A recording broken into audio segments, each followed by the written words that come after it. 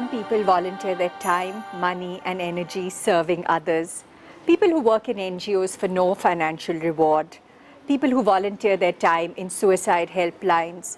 People who work in refugee camps, raise funds for the poor, perhaps even spend their time teaching underprivileged children. Who are these people? What drives them?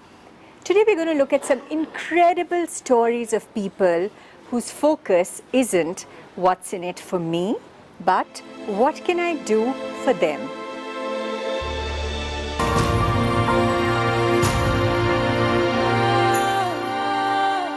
Get an education, get a job, get married, get babies, get a promotion, get a bigger car. Most of us lead fairly predictable lives. And then there are those others who take quite a different road.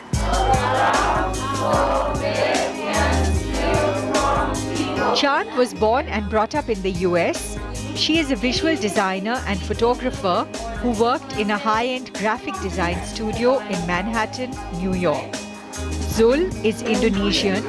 He worked for a New York television production company that produces shows for MTV, NBC, CBS and other channels. She is 23, he is 32. They got married last year and soon after quit their glamorous jobs to teach Tibetan refugees in Dharamsala. That was their honeymoon. And to do this, they used up a lot of the money that they had saved towards buying themselves a home.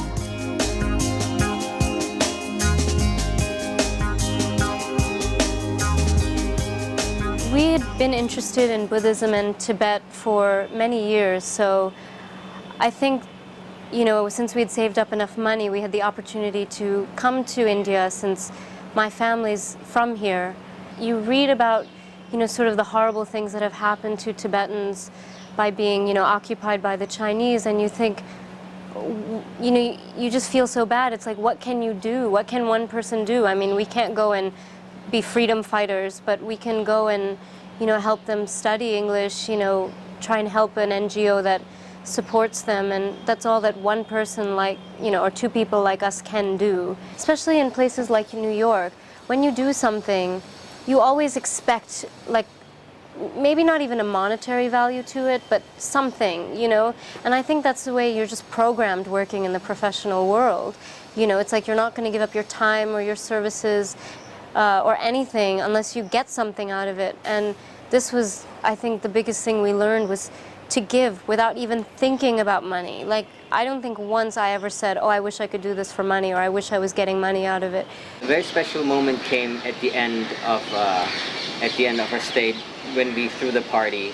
As a sign of appreciation, many of our students gave us katas, which are silk scarves that they usually give to somebody as a sign of respect and goodwill, and also to wish somebody a safe journey. We were sort of, covered in these white scarves. They were up to here, and it was just such an emotional kind of moment where they sort of put it around your neck and touch their head with yours and sort of say, thank you so much, wish you, a happy life, and we'll pray for you at the temple. And, we were so overwhelmed by the amount of, letters and gifts and cards and, praises that we got from them, which was so overwhelming, so much more than we expected. It's just a moment that I feel like I will always remember, for the rest of my life. This is what I really want to do. Unfortunately, I can't really, live off of it. I mean, if there's a way to travel and work somehow, I'd do it in a second and keep volunteering as long as I can. Get off, get on, get out into the new world. Some of the things that seem to motivate young volunteers is a sense of personal growth, making new discoveries about themselves and others, developing problem-solving skills, doing things that they didn't think they could do, and the growing confidence and self-esteem that comes with it. But most of all, it's the deep human connections that happen when you help those in crisis. That satisfaction, they say, is something that money just can't buy. You gotta let life flow out, and you let life flow out. We made a new life. Many who invest their time and energy helping others say the rewards are quite unexpected. And some volunteers even admit to feeling a bit selfish. They say, we can't believe how much pleasure we are getting out of this. Goodbye.